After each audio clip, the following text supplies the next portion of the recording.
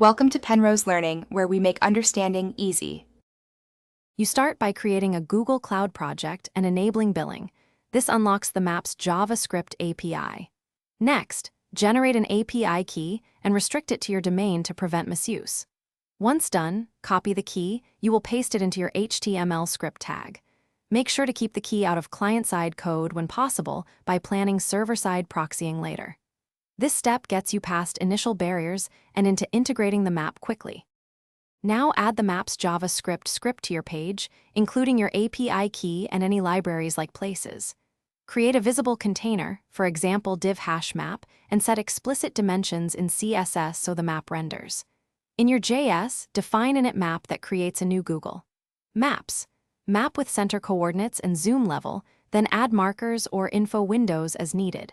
Once the map appears, you can wire event listeners and use promises. Finish by hardening and enhancing your integration. Move sensitive API calls to a server endpoint and use a restricted client key in the browser. Add graceful fallbacks for load failures and lazy load the API when needed to save quota. If things go wrong, check the browser console for API error codes and the network tab for blocked requests. Often the issue is an unrestricted referrer or missing billing. If you still see errors, regenerate the key and reapply proper referrer rules. Thanks for watching. If this was helpful, leave a like and consider subscribing. See you next time.